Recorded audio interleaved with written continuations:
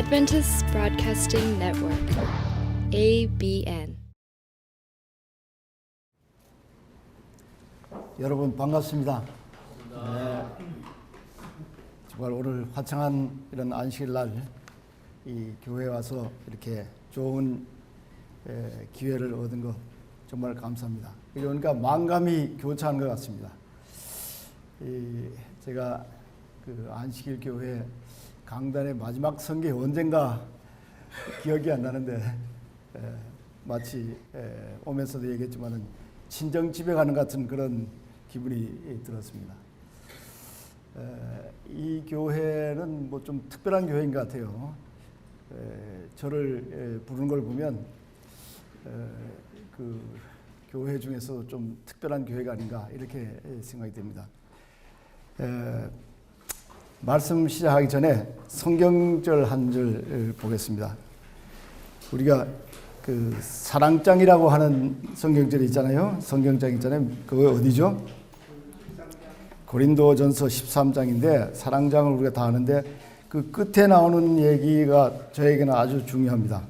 11절 고린도전서 13장 11절 다 아시겠지만은 제가 한번 읽어보겠습니다. 내가 어렸을 때에는 말하는 것이 어린아이와 같고 깨닫는 것이 어린아이와 같고 생각하는 것이 어린아이와 같다가 다음에 어떻게 되세요? 장성한 사람이 되어서는 어린아이의 일을 버렸노라.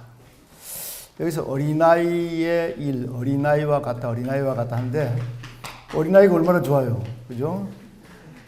저기 아까 그 꼬마 여자애는 엄마가 기도하고 하니까 엄마 잘했다 그러고 얼마나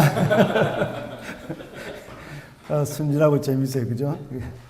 근데 여기서는 어린아이와 같다가 그 childlike가 있고 childish가 있습니다. childlike는 참 순진한 말하고 좋은 거예요. childish는 유치한 거예요, 유치한 거. 여기 어린아이 같다 한데 영어로는 보시면 알겠지만 그 유치한 것을 버렸다. 그러니까 장성한다. 근데 이 교회에서는 뭐 이런 얘기를 할 필요가 없을 것 같습니다. 이 교회 구성원들은 전부 다 이제 거의 다가 그야말로 어린아이의 일을 버리고 장성한 사람이 되었다 이렇게 생각이 됩니다. 왜냐하면 제가 비교 종교학자예요. 비교 종교학을 뭐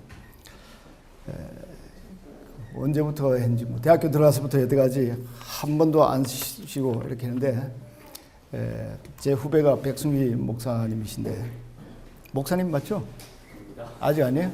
백승기 선생님이신데 그 제가 한평생 이런 종교 저런 종교를 이제 보니까 요즘 들어와가지고 무슨 생각이 드느냐면 종교가 뭐 기독교 뭐 무슨 뭐 불교 또 유교, 힌두교, 뭐 이슬람 이렇게 그 갈라지는 것보다 아까 백 목사님 말씀하신 것처럼 종교가 이렇게 갈라지는 것 같아요. 이렇게 어느 종교에든지 이 표층이 있고 심층이 있다.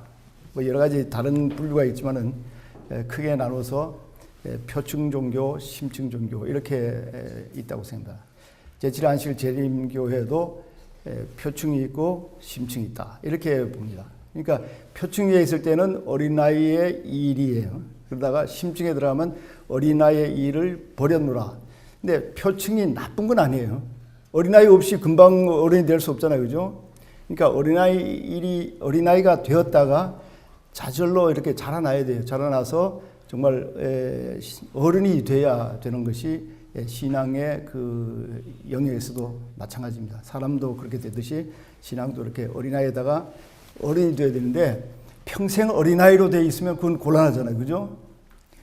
그래서 우리의 삶은, 신앙의 삶은 자라나는 것이에요. 예수님도 바울도 우리에게 신앙에서 자라나라 그랬잖아요. 자라나지 않은 건 안 돼요. 제가 어디에서 쓰기도 했지만은 신앙생활은 자전거 타기와 같아서 가지 않으면 넘어져요.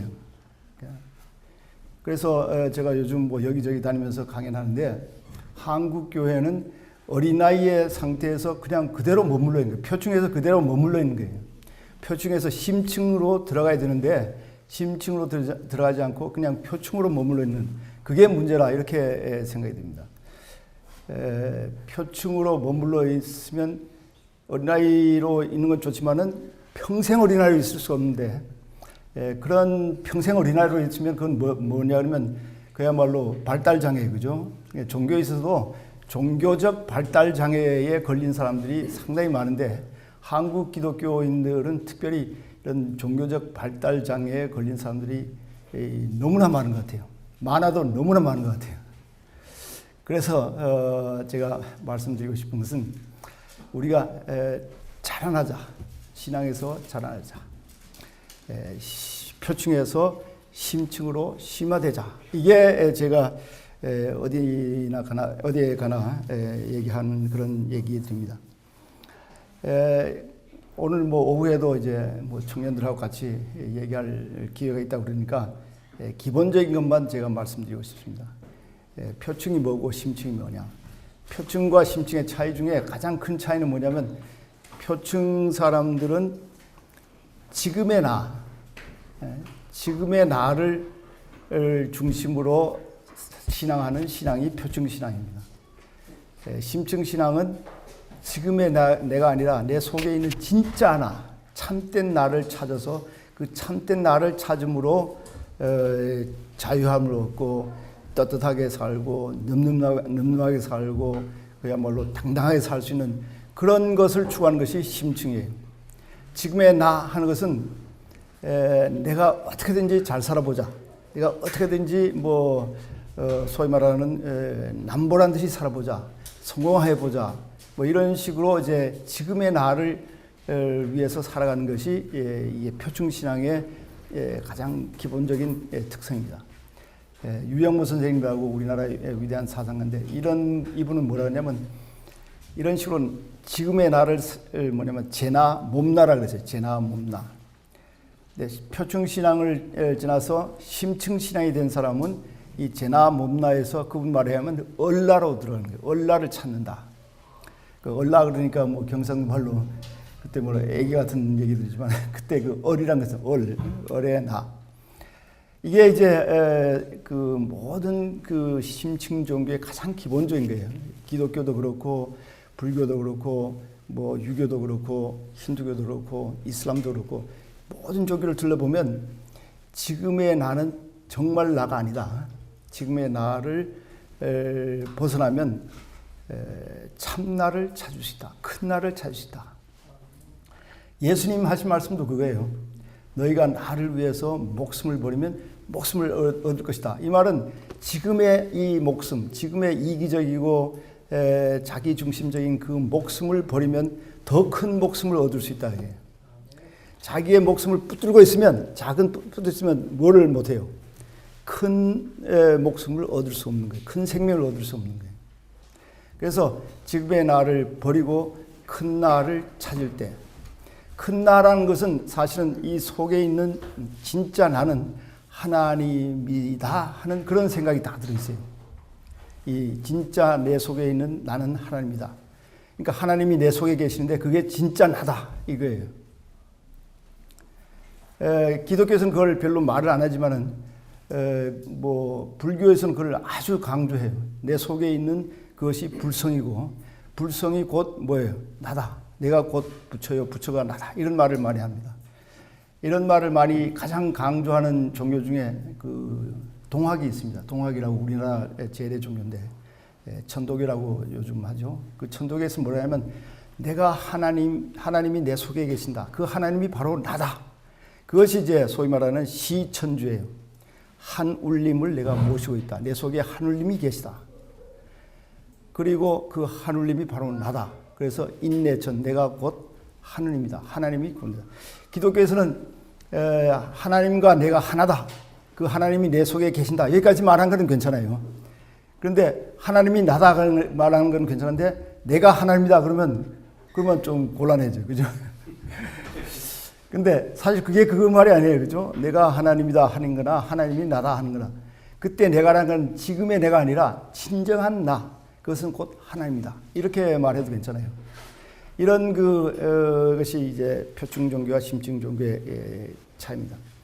똑같은 일을 해도 표충 종교적으로 하는 게 있고 심층 종교적으로 하는 게 있습니다. 똑같은 예를 들어서 기도를 하더라도 뭐 계속 뭐 빌면서 내가 우리 자식이 어떻게 되도록 해주십시오. 내가 뭐 사업을 하는데 어떻게 해주십시오. 내가 어떻게 하는데 뭐 성공하게 해주십시오. 이런 기도만 계속하는 기도는 그거는 표충 기도예요. 그게 아까도 말한 대로 어린아이의 일이 나쁜 건 아니지만은 그것만 하고 있으면 안 되는 거예요. 그러나 그 같은 기도를 하더라도 자기를 지금의 나를 죽이고 지금의 나를 더 똑바로 보고 그래서 더 큰 나를 볼 수 있도록 그렇게 하는 기도는 그거는 심층적인 기도입니다. 헌금을 하더라도 내가 헌금을 해서 이 헌금 때문에 내가 하늘에 뭐 보물 창고가 와락 열려가지고 금이 다 떨어지도록 하도록 그렇게 생각하면서 이거를 뭐라 그러죠? 되로 주고 말로 받는 그런 심정으로 하면 그건 표충 헌금이에요. 그러나 내가 이 욕심을 줄여야겠구나. 지금 내가 가지고 있는 이 힘을 줄이고 이 힘을 줄여서 진정한 나를 보는 이거는 영적인 훈련이다. 혹은 내 헌금을 통해서 조금이라도 나보다 못한 사람을 도와주는 것이 좋은 일이다. 뭐 이런 식으로 헌금을 하면 그 헌금은 심층적인 헌금이에요. 우리의 종교 생활이 거의 다가 그렇습니다. 똑같은 일을 하더라도 하나는 표층적인 행동이고 하나는 심층적인 신앙에서 나오는 행동. 그렇게 해야 됩니다. 두 번째 표층과 심층의 차이는 표층 신앙은 무조건 덮어놓고 믿기를 강조해요. 인간의 이성을 쓰지 못하도록 무조건 믿으라.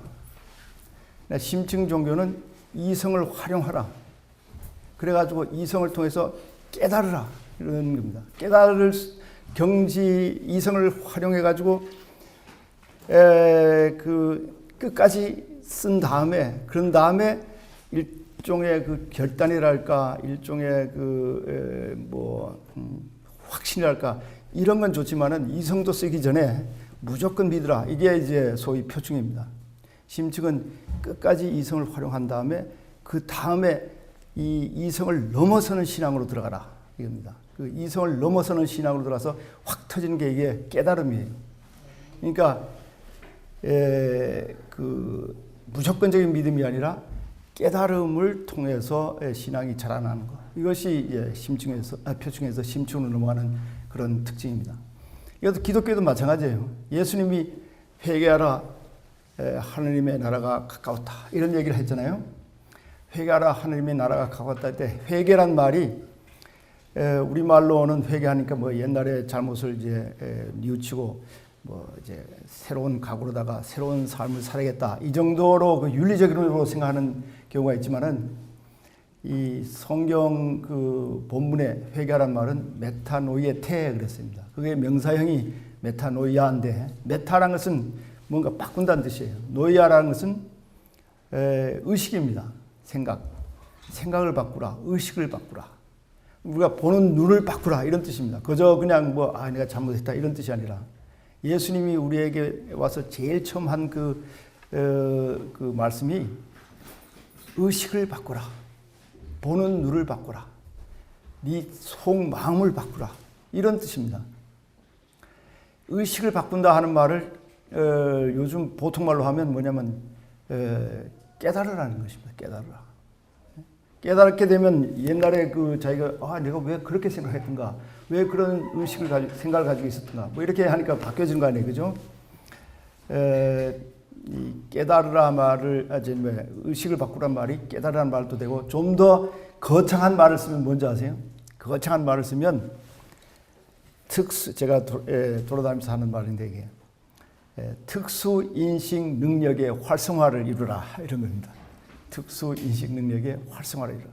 우리가 보는 건 그냥 한정이 되어 있어요. 그러나 우리가 깊이 정말 신앙생활을 하면 다른 사람이 보지 못하던 그 면까지를 보는 거예요. 예를 들어서 보통 사람은 돈이 최고다 이렇게 생각할 때 깊은 신앙을 가진 사람은 돈의 여러 가지 면을 보는 거예요. 더 깊이 보고 더 깊이 보고 더 깊이 봐서 상식적으로 생각하던 그런 돈이 최고다 하는 그런 당연히 여기는 마음에서 더 너머를 보는 거예요. 돈이 최고 아니다. 돈이 좋은 면도 있지만은 나쁜 면도 있구나 하면서 이게 소위 말하는 현실, 리얼리티를 더 깊이, 더 여러 가지 면에서 볼 수 있는 그런 마음을 갖는 것입니다. 그러면서 아하 그러면서 나가는 것이 신앙입니다. 무조건 어느 뭐 권위 있는 사람이 뭐 말한다, 혹은 뭐 누가 그렇게 믿으라고 그랬으니까 믿어야 된다. 이것은 신앙이지만은 그건 표충 신앙입니다. 우리가 자라나면 그런 신앙에서 벗어나야 돼요. 그런 것은 벗어놓고 자기 스스로 생각해 가면서 하면서 가는 것입니다. 기독교에서도 물론 그런 것을 계속 얘기합니다. 바울 같은 분은 뭐라고 했습니까? 우리가 그 문자로 주는 그런 그것을 그대로 받아들인 거 이거 안 된다는 거예요. 그 문자가 아니라 문자에 들어있는 정신을 받아들여야 된다. 그게 바울이 그 문자는 사람을 죽이고 그 정신, 뭐 영어로는 우리말로는 영은 혹은 의문은 사람을 죽이고 뭐라 그랬어요? 우리말로 뭐 영이라고 하는데 영은 사람을 살린다. 고린도후서에 나오는 얘기인데 이런 식으로 깨달음을 강조하는 것이 심층입니다. 그리고 더 한 가지는 표층과 심층의 차이의 다른 한 가지는 우리가 모두 하나라는 것을 알라는 거예요. 하나. 표층적인 그 사고방식은 다 모든 것이 서로 각각이에요. 다 이 분리의 세계입니다. 내가 다르고 너가 다르고 집이 있고 산이 있고 나무가 있고 전부 다 분리된 세계인데 심층 종교에 들어간 사람들은 그게 기독교인이든 불교인이든 유교인이든 이슬람교인이든 그 심층 종교에 들어간 사람들은 이 세상이 하나라는 걸 강조해요. 하나. 우리가 잘 아는 그 유교 같은 데서는 만유동체 이런 말을 씁니다. 만유일체. 모든 것이 또 귀일한다. 하나로 들어간다. 하나로 뭉쳐진다. 이런 식으로 해서 우리가 서로 이제 얽혀 있고 얼려 있다고 하는 사실을 강조해요. 그러니까 이런 마음을 가지면 저절로 그 옆 사람을 다른 사람이라고 생각하지 않고 나의 분신이라 이렇게 생각을 합니다. 그게 심층 종교의 특징이에요. 왜 그러냐 하면 아까 말했처럼 내 속에 있는 하나님이 내 속에 계시고 그리고 나와 하나님이 하나다. 그런데 내 이웃도 어때요?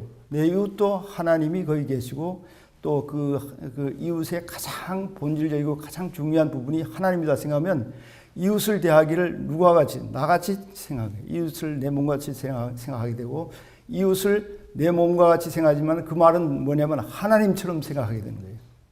그거를 강조하는 그런 말이 있습니다. 그게 동학에서는 뭐라 하냐면 사인여천이라고 해요. 사인여천. 사람 섬기기를 하나님 섬기듯이 하라. 한울림. 동학에서는 하나님이라고 하지 않고 한울림이라고 그러는데 한울림 섬기듯이 하라. 이거는 너무나 중요합니다. 내 속에 하나님이 계신다고 하는 사실을 알면 혹은 내가 진정한 나는 결국 하나님적인 것이라고 하는 사실을 알면 그야말로 얼마나 당당해요. 그죠? 그게 이제 소위 말하는 의연한 삶을 살아갈 수 있는 가장 중요한 비결입니다. 신앙이 깊어지면 의연한 삶을 산다. 그래서 제가 어디 설교하라 그러면 깊어지는 신앙, 의연한 삶 이렇게 하는데 이게 이제 나를 생각할 때 그렇게 하고 내 이웃과의 관계에서는 이웃을 또 그렇게 생각하는 거예요. 그러니까 그것이 기독교에서 말하는 사랑이고 자비입니다. 자비라 하는 것은 compassion, 영어로 compassion이라고 그러잖아요. compassion이라는 것은 콤이라는 것은 함께라는 뜻이고 passion이라는 것은 아파한다는 것이에요. 이웃이 아프면 내가 아파지는 그런 것이 자비인데 바로 이웃과 내 하나라는 걸 아는 거예요. 그것이 기독교든 어느 종교든 가장 기본적이에요. 모든 것이 하나다. 예수님도 하나님, 제가 하나님과 하나인 것처럼 우리 모두가 뭐라고 그러셨어요? 하나 되게 해 주십시오. 그냥 하나 되게 하는 건 교회에서 단체 하는데 반대하는 사람 없게 해달라 이런 뜻이 아닙니다. 훨씬 더 깊은 뜻이에요. 우리가 정말로 하나인데 이 하나됨을 깨닫게 해 주십시오. 이렇게 될 때 문자 그대로 뭐냐면 동고동락이 됩니다. 내 원수를 사랑하라 그랬는데 저놈 원수지만 내가 사랑하다 이런 마음을 가질 수 있지만은 하나됨이라고 하는 것을 느끼면 뭐예요? 그 원수를 사랑한다는 말이 뭐가 됩니까? 원수가 없어져 버린다는 뜻이에요. 나와 같은 사람이니까. 이런 것이 제가 보니까 모든 종교의 그 심층에 깔려 있는 가장 기본적인 것 중에 하나다 이렇게 생각이 듭니다. 다음에는 그 심층 종교와 표층 종교의 차이가 표층 종교는 문자에 매달려요.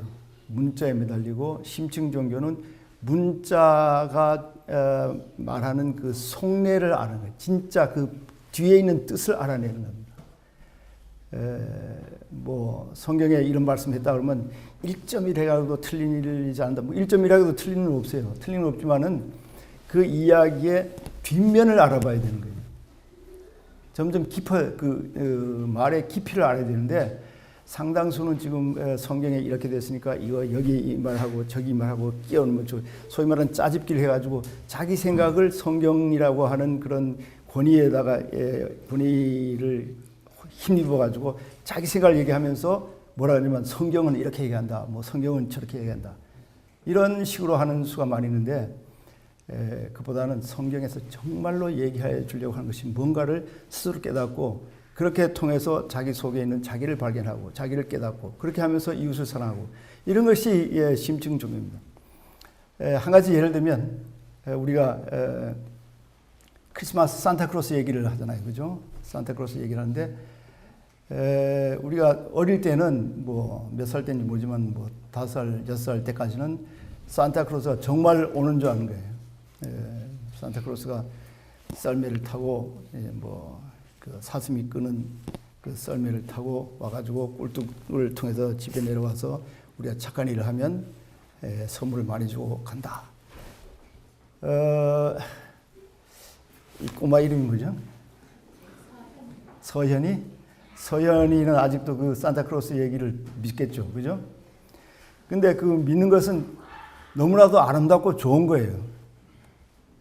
뭐 좀 과장을 하면 그 산타크로스가 정말로 문자 그대로 온다는 것을 믿는다고 하는 것은 그 서현이에게 어느 면에서는 삶의 의미요, 용기의 원천이요, 뭐 그렇지 않습니까? 그래서 그런 애들한테 야 산타크로스 오는 거 아니야, 정말로 오는 게 아니야 이렇게 말할 필요는 없어요. 그러나 걔가 점점 크면서 산타크로스 얘기의 다른 면을 보는 거예요. 엄마가 이제 선물을 넣는 걸 보면 산타크로스 얘기는 우리가 서로 사랑을 나눈 건가 보다.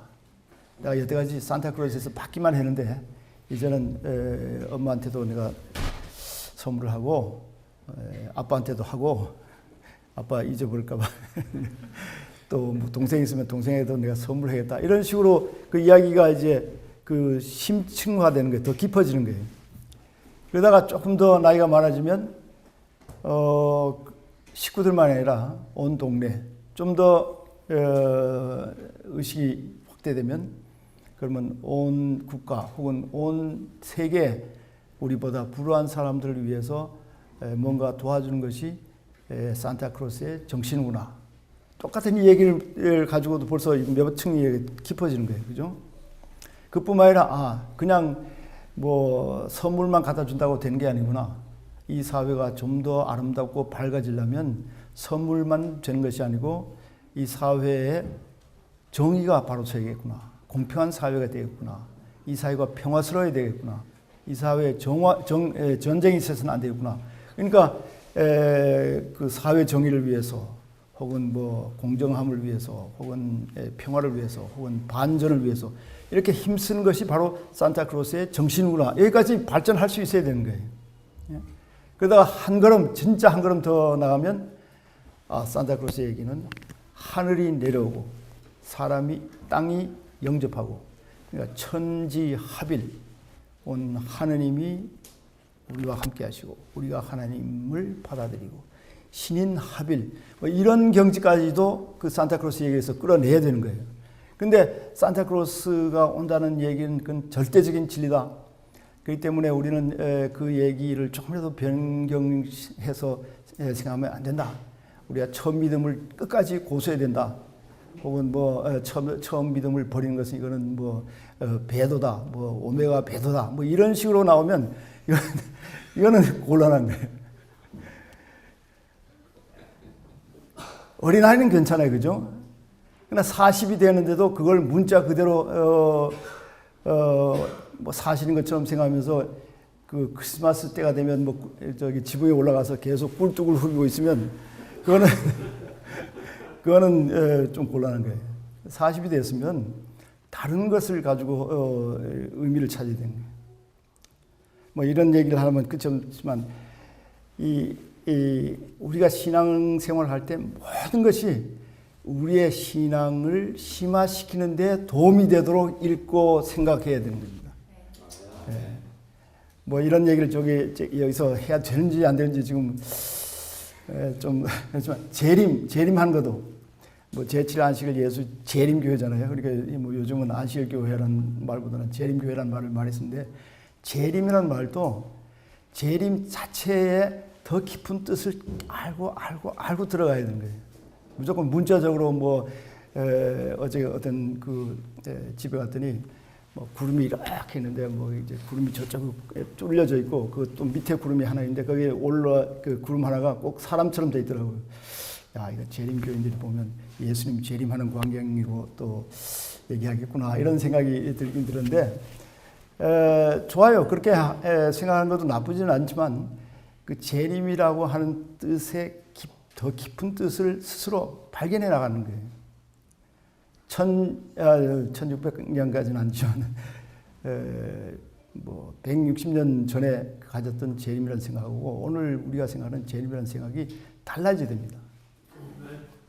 근데 다른데 어떻게 달라져야 되냐? 이 모든 그 가르침이라든가 우리가 하는 그 기도라든가 우리 하는 모든 예배 의식이 우리의 신앙을 깊이 하는 데 도움이 되도록 하는 거예요. 그걸 불교에서는 뭐라 하냐면 달을 가리키는 손가락이라고 합니다. 달을 가리키는 손가락. 이 손가락이 중요한 게 아니라 손가락이 가리키는 바를 봐야 되는 거예요. 가리키는 달을 봐서 달을 보는 그 기쁨을 느끼는 것이 신앙생활이에요. 이 손가락을 가지고 손가락을 분석해 가지고는 안 되는 거예요. 손가락이 길이가 얼마냐, 색깔이 어떠냐, 무슨 거기에 털이 몇 개가 붙었냐, 이런 걸 따지는 게 그게 신학이 아닙니다. 그거가 신학이라고 생각하는 사람이 많이 있어요. 심지어는 크리스마스 얘기 아까 했지만은 그 썰매가 대나무로 되느냐, 소나무로 되느냐, 사슴이 몇 마리냐, 사슴의 코에 빨간색이 어느 정도 빨갛냐, 이게 신학이 아니에요. 그죠? 그런 얘기가 말해 주려고 하는 그 의도를 찾아내는 것이 그게 신학이고 그것이 어느 의미에서 깊은 종교적 탐구의 태도다 이렇게 볼 수 있습니다.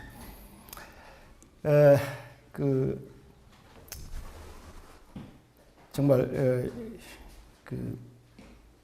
이런 얘기를 함부로 해서 되는지 안 되는지 모르지만 이 교회니까 제가 이런 얘기를 드립니다.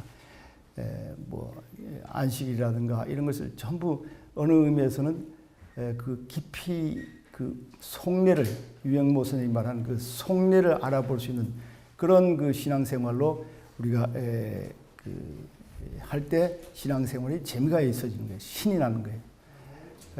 맨날 하는 우리 어머니가 맨날 하는 얘기 중에 하나가 뭐냐면 듣기 좋은 꽃노래도 한두 번이지 하는 얘기죠. 맨날 하는 얘기. 저는 빌리 그레임을 무지하게 존경하는데 그 사람은 50년 목회를 했는데 똑같은 얘기를 계속하는 거예요. 예수님을 믿어서 우리의 죄가 사함을 받고 그래서 우리가 천국에 가서 영원히 행복하게 살 수 있다. 그 얘기를 40년, 50년을 계속하는 거 얼마나 정말 그 위대한 그 일이에요. 근데 하여튼 재림교회에서도 그 메시지들이 점점 깊어져야 돼요. 그걸 이해하는 사람들의 그게 점점 깊어져야 됩니다. 여기에서 우리가 주로 생각하는 게 믿으라, 무조건 믿으라 하는 것이 너무 강조되잖아요, 그죠?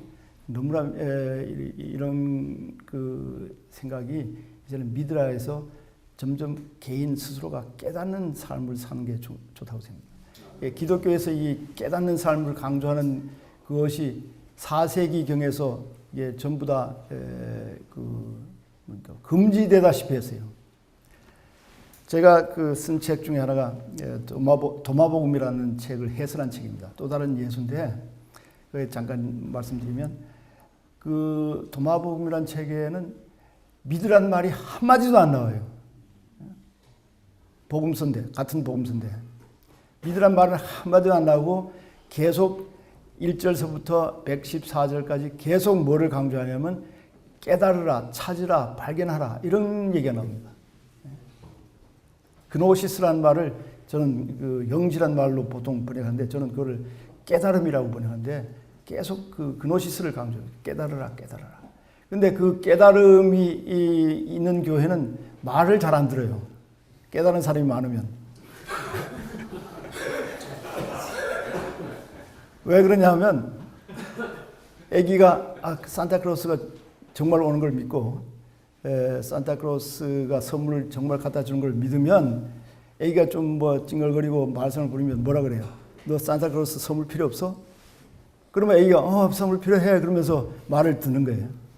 그러나 산타클로스 얘기가 무슨 사회 정의를 위해서 일한 거다 이런 그 생각을 가진 그런 애는 아니겠지만 그런 경지에 도달한 사람한테 너 말 안 들어? 그러면 산타클로스가 선물 안 갖다 줘. 이런 말은 안 베끼는 거예요. 그죠?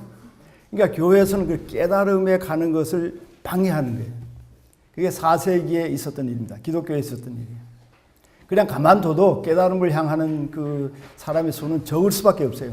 지금 불교를 보세요. 불교는 불이라는 말이 깨달음이라는 뜻이에요. 불자랑은 깨달음을 위한 사람들이에요. 깨달음, 부처님이라는 건 깨달은 분이라는 뜻입니다. 그 불교는 깨달음 위한 종교예요. 그렇게 깨달음한 불교가 오늘 우리 주위에 있는 불교 신자들 보면 깨달음을 위해서 살아가는 사람이 얼마나 있어요. 퍼센트는 모르지만 90% 이상이 깨달음이 중요한 게 아니라 거기도 똑같이 표충이에요. 시주를 한다든가 가서 부처님께 108배를 하는가 3000배를 하는 것도 전부 다 지금의 나를 위한 거, 내 자식을 위한 거, 내 자식이 좋은 학교에 들어가도록 하기 위한 거.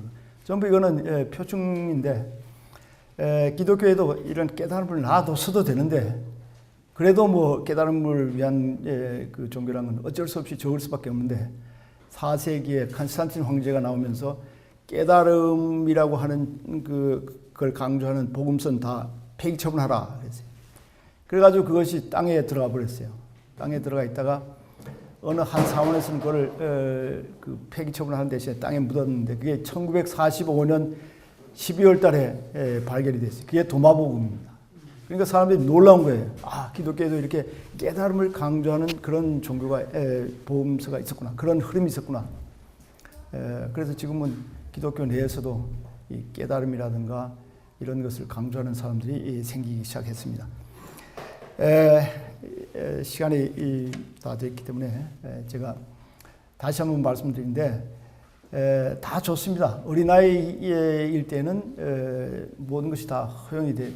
그런 어린아이처럼 생각하고 어린아이처럼 말하고 어린아이처럼 행동하는 것이 다 좋지만은 이제 이렇게 장성한 교회 또 장성한 목사님들이 이끄는 이 교회는 이제 어린아이를 점점 버리고 그 어른으로서의 신앙, 어른으로의 신앙을 가질 때 언제나 신이 나는 거예요. 새로운 것을 보니까 듣기 좋은 꽃노래도 한두 번에 하는 거예요. 뭐냐면 그 다른 노래를 부를 수 있어야 돼. 계속 다른 노래를. 제가 그걸 산을 올라가는 거와 비유를 하는데 산을 밑에서 산을 보면 내려다보면 요만큼밖에 안 보여요. 그죠? 조금 더 올라가면 이만큼 보이는 거예요. 그러면 아하 하는 거예요. 또 이만큼 올라가면 더 멀리 보면 또 아하. 또 올라가면 또 아하. 계속 신앙생활은 무릎을 치면서 아하를 바라는 그런 아하 경험에 연속이라 이렇게 볼 수 있는데 여러분 그동안에 아하 경험을 얼마나 하셨어요? 맨날 똑같은 얘기 뭐 내일 모레 뭐 어떻다는 얘기만 자꾸